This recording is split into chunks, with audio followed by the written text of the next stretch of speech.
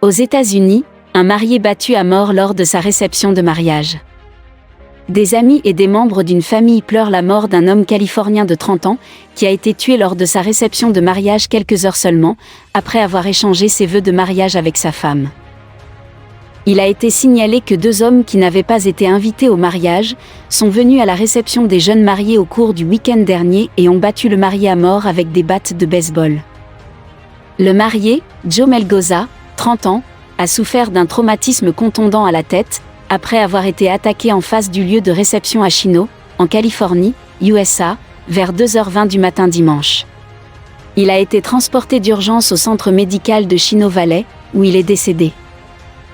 Selon le département de police de Chino, les agresseurs ne connaissaient pas Melgoza, mais vivaient non loin du domicile de la famille de sa femme où se tenait la réception du mariage, et se sont présentés à la célébration sans y être invités, a rapporté KTLA5.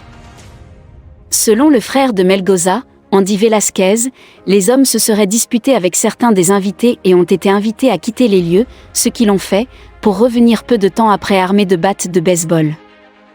Joe Melgoza laisse dans le deuil sa femme de quelques heures seulement, Esther Bustamante Melgoza, et sa fille de 11 ans. Un homme a été battu à mort un dimanche lors de la cérémonie de son mariage, en Californie. Personne à la cérémonie ne connaissait les assaillants. Dimanche, un homme a été tué lors de la célébration de son mariage, à Los Angeles, en Californie. Il a été battu à mort par 2 frères qui ont été arrêtés et inculpés de meurtre. Ils ont pénétré en pleine fête de mariage sans y être invités. Il leur a été demandé une première fois de partir mais ils sont revenus, indique USA Today, qui explique qu'aux alentours de 2h du matin, la police a été appelée sur place. Là, les autorités ont trouvé 2 personnes légèrement blessées.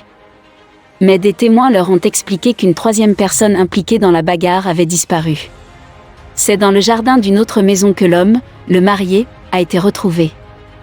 Joe Melgoza, 30 ans, souffrait d'une grave blessure à la tête et a succombé quelques heures plus tard à l'hôpital de Chino.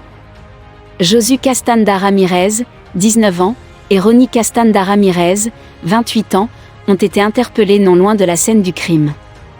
La police ne connaît pas encore leur motivation. Nous demandons justice pour notre frère. Il nous a été retiré de façon tellement tragique et horrible.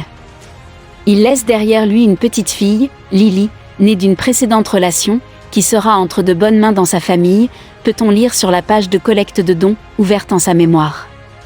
Plus de $22 000 avaient déjà été récoltés.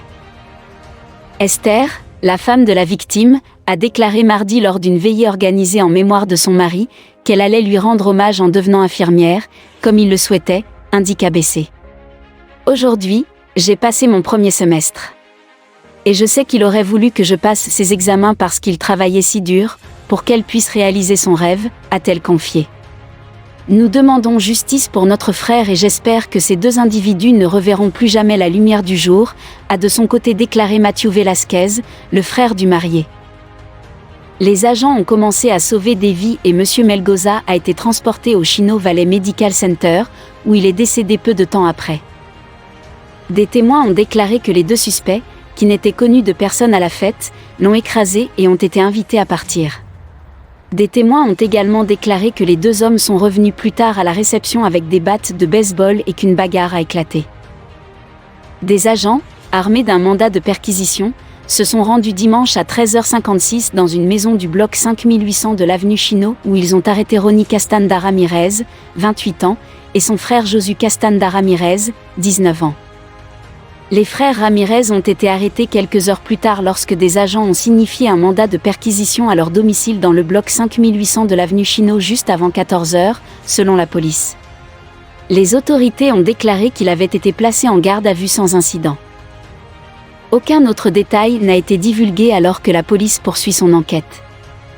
Des dizaines de messages de condoléances de la famille, des amis et des étrangers ont été publiés sur la page Facebook de l'épouse de M. Melgoza, Esther Bustamante Melgoza.